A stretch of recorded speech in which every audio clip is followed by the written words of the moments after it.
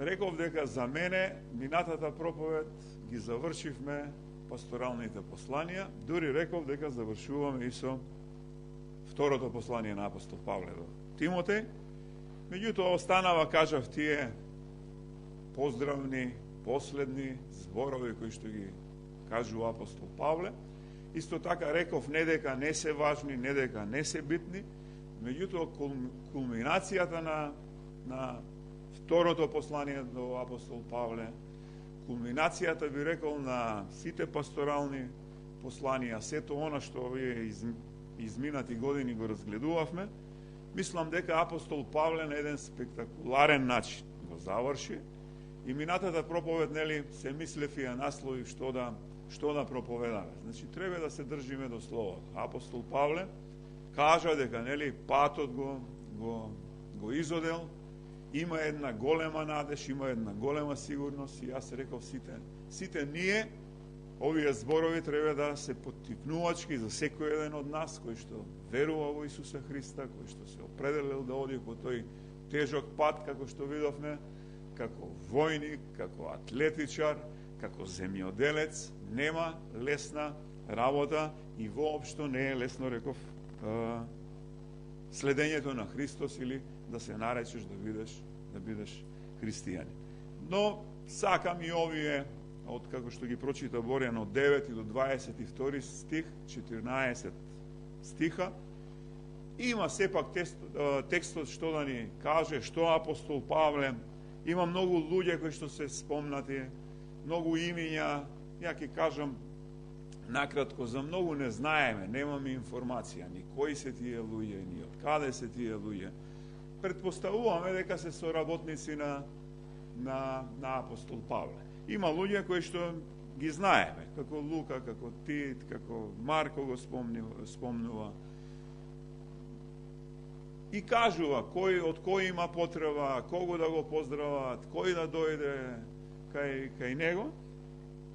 И ова ќе биде што се вели званично завршување на пасторалните посланија. И јас се спремам за наредната проповед, кога велиме веќе сме тука меѓу пасторалните посланија, да го видиме и Филемон. Тоа е едно многу кусо, многу може најкусо писмо, но има многу што да ни каже.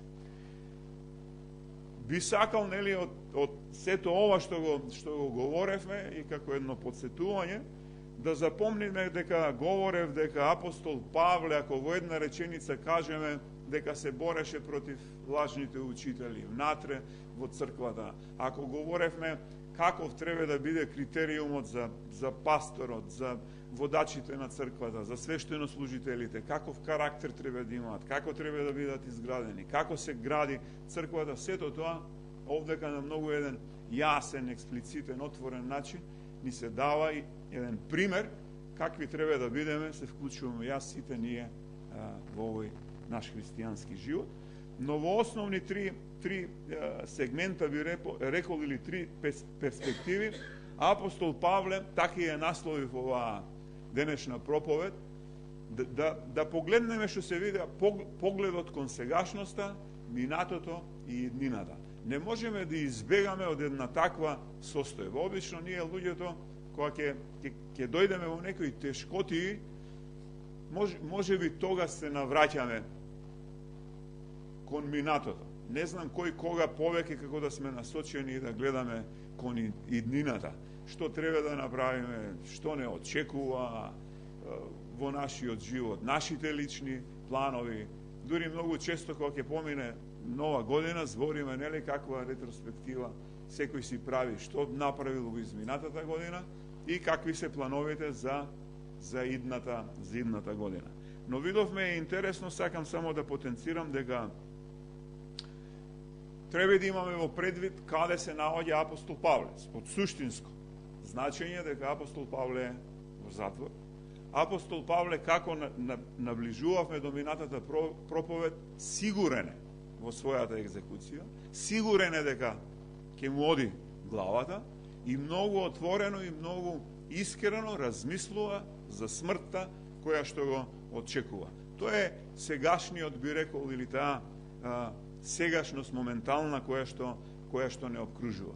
Исто така, можевме да видиме дека апостол Павле постојано се навраќа на животот од кога го има сретнато, од кога го има најдено Христос, и видовме дека на крајот завршува со неговата иднина дека нема во неговото размислување некакво колебање.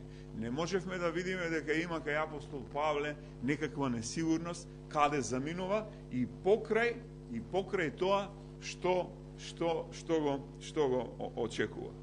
И поттикнат од ваквото размислување на апостол Павле во сите овие три сегменти, сегашност, минато и иднина, мислам дека скоро на едно отварање говорев за една тема која што воопшто не е популарна. И јас од овие ќе ги поминеме, како што реков, чувства на апостол Павле, куси, совети, кои се тие дезертери, кои му се пријателите, но главната нит за која што сакам да говорам ова утро и која што сакам да се задржам, тоа е смртта. И ќе речете од каде сега Гаго ја најде смртта во овој завршен текст и зошто токму смртта. Еднаш кажав дека луѓето не сакаат да говорат за смртта. Ако за нешто не сакаат да се говори, и мене говорев дека многу ме изненадува што и браќата и сестрите, или би рекол верните луѓе, како да имам чувство, дури и они многу не сакаат да говорат за смртта. Зошто сакам да се навратам зошто сакам да говорам ово утро за смртта? Смртта многу пати сме рекле дека е неминовна. Ако е со сигурност нешто, велат дека од кога ќе се роди, со сигурност се движиме кон смртта. Тоа е единствената сигурна дестинација на секој еден од нас. Многу пати говорев од еден, би рекол, од христијанската психологија што представува смртта и зошто луѓето се плашат од смртта.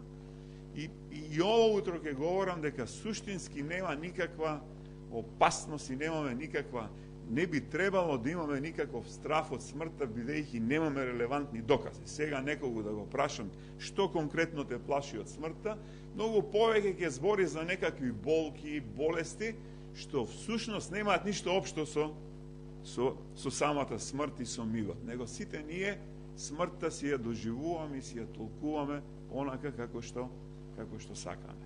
А сето ова го говорам бидејќи па смртта ја разработував и може да кажеме дека за смртта има две позиции и секој еден од нас може ќе се најде, може нема да се најде. Првата е дека смртта, да речеме, доаѓа без најава. Едната позиција. И има многу луѓе кои што се соочиле со смртта или загинале. Тоа се авионски несреќи, автомобилски несреќи. Сега слушам за млади момчиња овие 2 дена овде како им лечен. Свртел човекот на полна линија, го удрил моторот на место, починале. Тоа е смрт која што нема најава. Нема најава за инфаркт, нема најава за излив.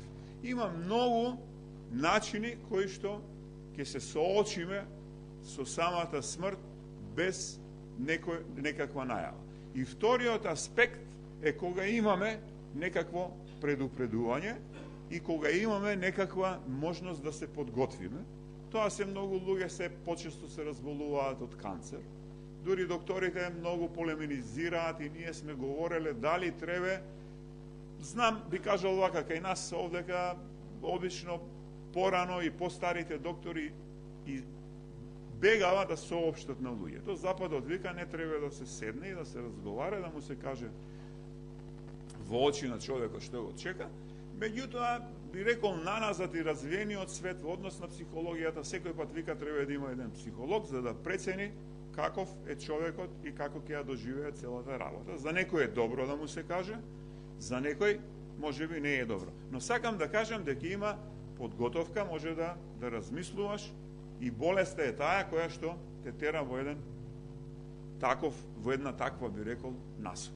Ова го говорам бидејќи апостол Павле е во оваа втора состојба апостол Павле има можност да размислува за смртта, има можност да размислува што ќе прави, меѓутоа е свесен дека смртта е неминовна, дури се говори овдека дека толку е дојдена до крај, што он вели деновите се изброени. Значи до тој степен е свесен за неговото заминување.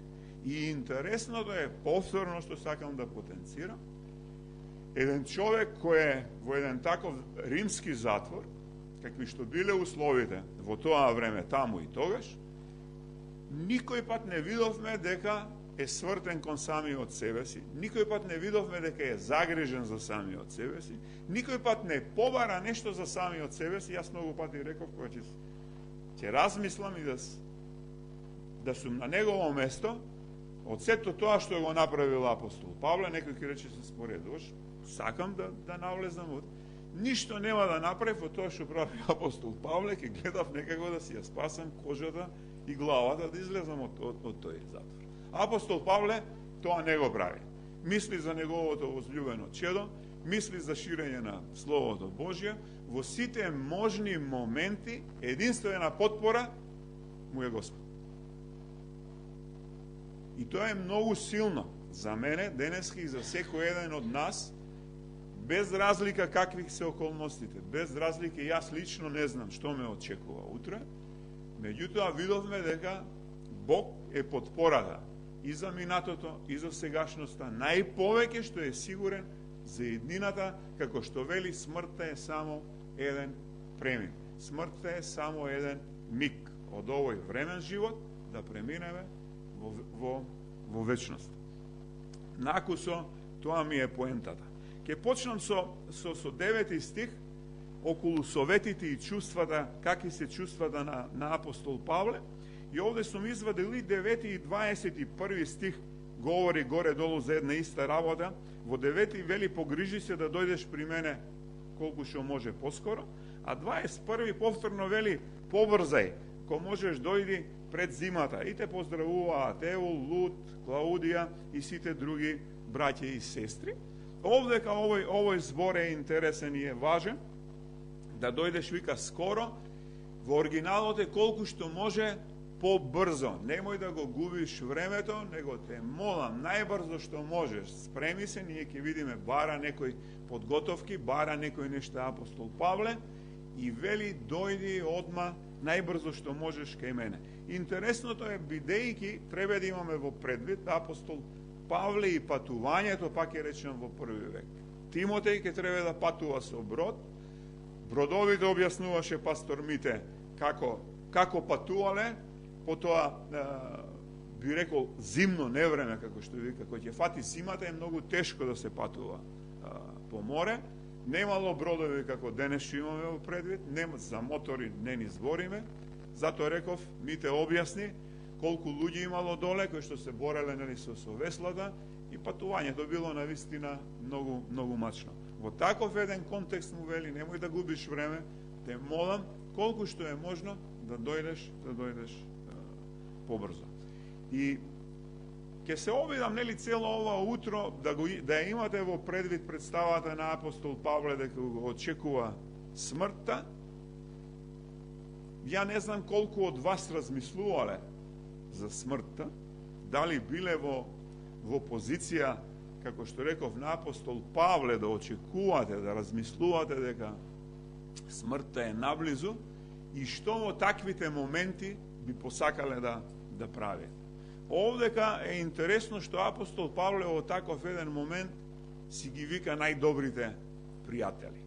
Јас сум размислувал, нели, човек кога би бил на постела и кога би знаел дека сум болен и ми се одбројани деновите, и сега док подготвував, размислував, кого би сакал да видам. Многу викат, нели, роднините. Да, ама па се повторува онаа вистина дека блиските луѓе се луѓето со кои што се гледаш често. Блиските луѓето со кои што споделуваш добро и јарно.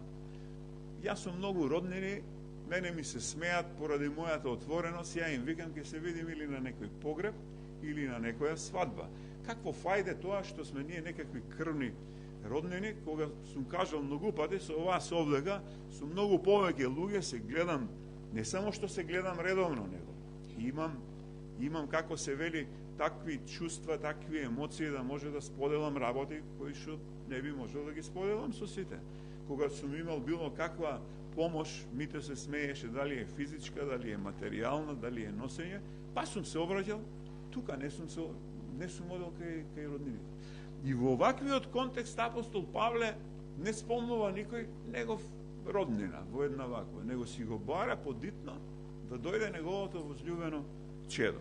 И веднаш после 9 стих, 10 и повторни 16, говори за луѓето кои што дезертирале, би рекол, од тимот на апостол Павле. И вели вака, оти Димас ме остави, бидејќи го засака сегашниот свет и отиде во Солун.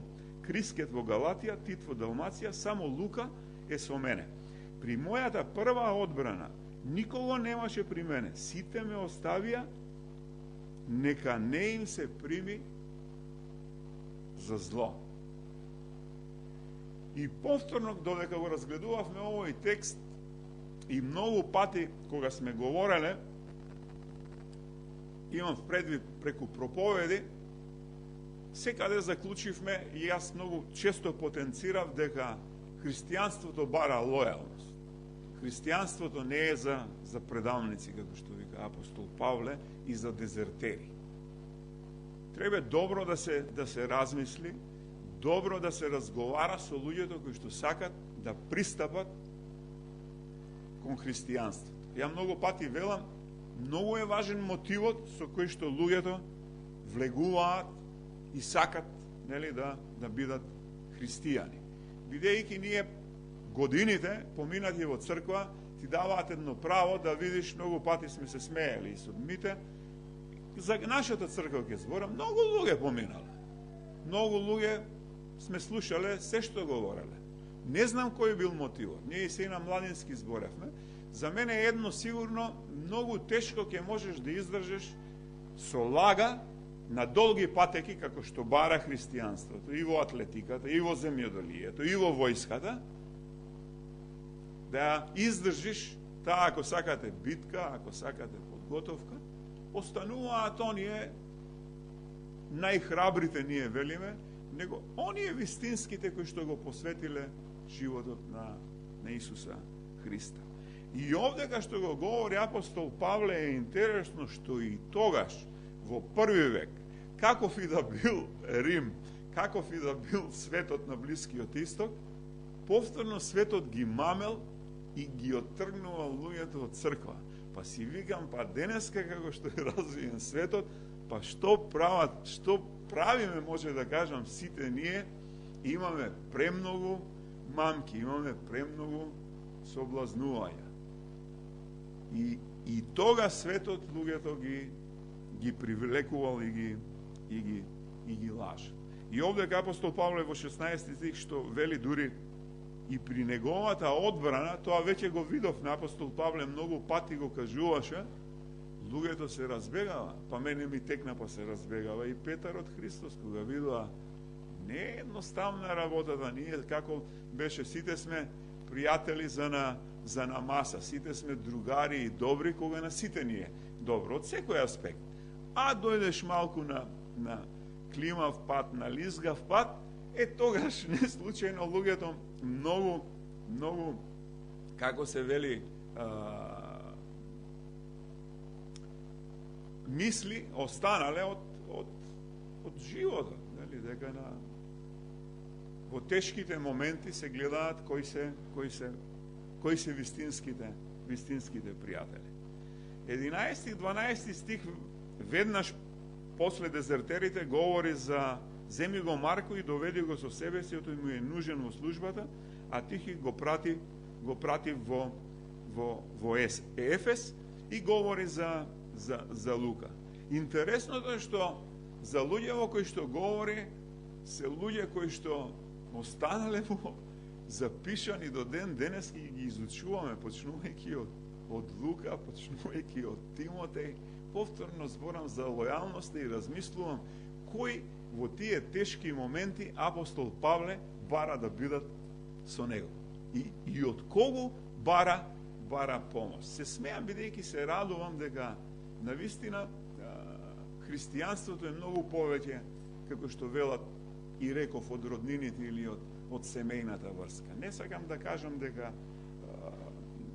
да бидам разбран дека нешто негативно говорам, но реално ние ги почитуваме, нели, и мојот брат и мајка, но пак ќе кажам многу повеќе што е животот. Животот не е да се гледаме на слика, ако не се гледаме еднаш во неделата, ако не излеземе да јадеме по еден кебаб или плескавица, така, ако не се собереме, слушам жените прават ајвар, љутеници, ја не успеав, нели, да дојдам, мите се вика, чека, има време, тек хотелот е отворен. Но вистината е таа. Ги критикува и прво кажува, ние ќе видиме, дури предупредува од кого да се пазиш, на пријателите им кажува. И во 13 стих вели, кога ќе дојдеш, донеси ја наметката што ја остави во Троада, кај Карп, и книгите, особено пергаментите. Комачот Александар ми направи, вика, големо зло. Нека му врати Господ според делата негови, од него пази се, и ти, бидејќи тој необично многу се воспротиви на нашите зборови. Идејата е, ние говоревме дека црквата внатре имало многу лажни учители. Биле многу поделени, па знаеме од коринтијаните, мите што говори. Секој се делен на најразлични страни.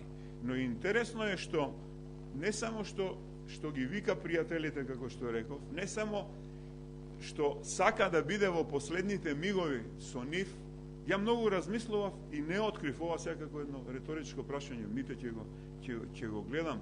Успеа ли да Тимотеј да стаса на време? Ја не успеав да најдам. Дали стаса човекот таму, И тешко е во такви моменти, нели, кога транспортот бил многу отежнат, ништо не бара тешко од него, ништо не бара да го натоварува нешто многу. Неговото присуство му е важен и му се важни свитоците, нели, или пергаментите. Меѓутоа, иако се оддалечени доста далеко, иако и писмата патувале доста време, сепак не пропушта да каже тие луѓе кои што, како што вели овдека, се против словото, сите нема да најдете ништо апостол Павле не говори лично, да речете што го навредите. Нешто да си земе, како што викаме, ние сега ќе реагираме, нели, емоционално. Не. Он повторно никаде не е ставен во прв ред. Но кажува на своите соработници, кажува на своето возљубено чедо, милувам да кажам, да се пази, и ја кажува секој пат причината зошто ја вика против нашето верување, затоа што е против нашето говорење. 16 стих вели, при мојата прва одбрана никого немаше при мене, сите ме оставија, нека не им се прими за грев. И 17 и 18 вели, но Господ беше со мене и ме укрепи, та преку мене да се утврди благовестието и да чујат сите незнабожци, и јас се избавив од устата на лавот. И 18. Господ ќе ме избави од секакво лошо дело и ќе ме запази за своето небесно царство. Нему слава во веки векови. Амин.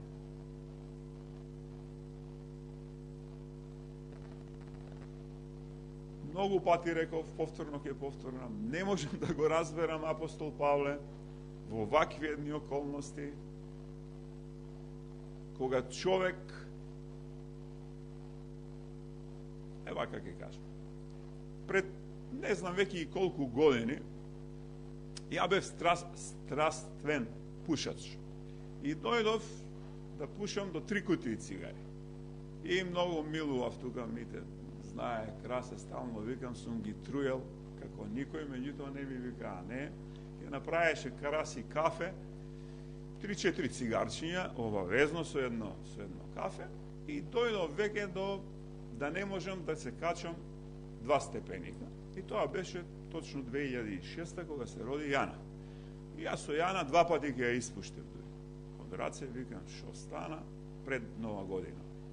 И ги оставив цигарите. Некој пат велат дека може би е подобро човек да не разбира многу работи. Бидејќи кога разбираш, па сам си даваш одговор. Не помина брзо, не помина долго време, пролетта беше. Почнав да се чувствувам слаб некако. Ништо не ме боли, само од утек на денот, од ништо ми се легнува. Ке си легнам, те ке вика, шо, викам, не знам да ти кажам, добар сум, ама наеднаш како малаксан, сакам да си легнам едноставно. Те боли ли нешто, викам, ништо не боли. Ама така стана веќе 2 недели, викам, не е нормално е тоа. Ја колку што малку нешто разбирам, не е во ред целата работа. Тек едно утро ми вика, знаеш што да ти кажам, викам, многу лошо ти мириса здил. Викам, не знам, мијам зави, гледам мастика, викам, не знам што е работа. Стана месец дена, она вика, да одиш на лекар, многу лошо вика здилот. Отидов, земав упат, крв, вика, под хитну болница. Викам, дај кажете ми, што е, вика, да одиш ти на Пулмо. Горе, добро. Отидов на Пулмо, ме прегледаа таму, одма сликање, слика градите, вика, подитно да легнеш. Викам, дома нешто пижами. Вика, други ќе донесат, ти легнат. Гледава сликите, се собрава сите да скратам, меѓутоа, видов која докторка ме прими, помина визитата, инфузии, инекции, ја прашав, викам, кој ме води мене? Доктор Славец. Помина, она, викам, докторке, кога може да се видиме? Ми донесоа ствари, видео на Библијата на тоа шкафчето, гледаа сликата, викам, кога може да се видиме? Па вика, ајде да заврши визитата, ќе се видиме. И кажав отворено, викам, ја малку сум писмен да кажам, и плюс сакам да знам. Гледам дека големи флеки има на сликата, сликите тука, вика, да не си медицинар, не, ама имам некое познавање од нуз други работи. И едни од најбрзите, да кажам, најбрзата смрт, тоа е на плуќа, многу брзо. Ако веќе е зафатено и се гледа на слика, флеката оди за 3 до 6 месеца. Заминуваш, викам, тоа ми е, нели, ќарот од цигарите. Нема шо друго да биде. И кажувам, викам, сакам да знам тоа што го мислите. Зошто? Она ме гледа чудно, теки се смеева, зашто викам, нема да бидам заморче овдека, него ќе сакам да отидам, да се видам со луѓето, да се поздравам со блиските, како човек. И да пијам дори едно вино, ако е забрането, ма да знам колку време ми остане. Па она се запрепасти. Шо си, како си, тогаш доаѓа и мите у болници и сите. Останав таму месец ден. И жената кажа, вика, не можеме да знаеме. Него вика, има метода, ќе ти даваме јака терапија, ќе треба да издржиш 10 дена тука и да направиме повторна слика за 10 дена, најдобро е за 15 дена. Ако почне да се затвара флеката, тогаш вика ти имаш распаѓање на марамицата. Си имал некаква настинка, не си ја лекувал како што треба и тоа се случува после плерумата. Почне од тоа вика смрди, ама може и тоа ти што го збориш. Повторно ќе те сликаме за 15 дена, ако се затвара сивилото, тогаш се добар. А ако останува сивилото, тогаш ќе ти кажам каква е ситуацијата. Фала на Господ беше марамицата се регенерира. Меѓутоа се враќам до овдека може. Непотребно, а за мене многу важно. Си направив список со кои луѓе сакам да се видам, на кои луѓе ќе се јавам. Планирам, теки реков, ќе излезам од болница. Ако ја не можам да одам, ќе ги викнеме луѓето, тука ќе дојдат. Мора да споделам и да признаам дека немаше многу роднини. Сем да речам мајка ми, брат ми, ама другите не беа во списокот, нели, за да може да да ги видиш. И повторно се навраќам, така тргнам и ќе завршам со тоа. За смртта, кога имате, нели, можност да правите некакви планови. Евреите говоревме дека имаат, нели, свое видување. Евреите имаат сосема поразлична традиција од нашата традиција. Така еден професор велеше, вика да имаш чувство кога ќе заминеш од овој свет, кога ќе се сретне со смртта, тоа само, вика, верните луѓе, благословените луѓе го имаат за да се направат, вика, подготовка. И идејата е дека, како што реков, ќе завршам, нема потреба да имаме, затоа реков, никаков страв од смртта. И кажав дека, пак ќе повторам, дека сето тоа се случува во нашата глава. Нема ни болка како што замислуваме. Луѓе многу мислеле како тоа, ако ќе престане дишењето, како да ќе се бориме ние за воздух. Апсолутно не е така, па ние тоа си правиме наше некакво размислување. Ние за се што збориме и имаме страв всушност од смртта, ние имаме всушност страв од болестите и од болката. Зашто обично, ако не е изненадна или ваква да ве екзекутираат, тогаш еднаш ми те говореше, ќе починеш од некаква болест. Меѓутоа, сакам да кажам дека добро е да прво да не се плашиме, многу е поважно нашето размислување, без разлика на годините. Затоа реков, и во сегашноста, сите сме тука на различна возраст, сите имаме различни обврски, сите имаме различна работа, нашето минато е различно, и днината оваа тука може да ни е различна, но вечноста ни е една и иста. Принципот важи за сите еднакво, што веруваме во Господ. Важното е да се држиме до Бога без разлика што се случува во нашите животи. Никој не сака, обично мислиме дека, нели, мене нема да ми се случи сега. Се разболуват многу од канцер, ама јас мене ќе ме рипне. А се ја викам, ако дојде добро, дојде, нели, што може да прави, нели? Смртта у суштина е победена. Тоа го говориме, нели, секој пат. Христос тоа го има докажано и лично, дури што од Едемската градина еднаш говоревме, нели, казната за гревот е смртта. Да, ама смртта, говорев, е у суштина одвојувањето. Дури и гревот кога влезе преку Ева, Адам во Едемската градина, е одвојување. Ние жалиме и плачеме, сум го говорел, мајка ми почина, смртта е одвојување. Дури гревот како суштина кога говориме, нели, Исус кога слезе, е нешто што е одвоено. Ние не сме создадени да живееме сами. Ние сме социјални битија. Така сме создадени, така вели и Бог, нели? Ќе бидеме заедно. Тоа е у суштина, вака, не знам дали пластично разбирливо го кажувам. Смртта е да бидеш одвоен, да не бидеш со тие што ги сакаш. Тоа е самата неизина суштина што Словото и Христос вика каде ти е смрт о силот. Така да ве охрабрувам, имајте ги овие зборови или навраќајте се да ги читате пасторалните посланија, зашто навистина апостол Павле во секој сегмент од нашиот живот може да најдете, нели, охрабрувачки зборови.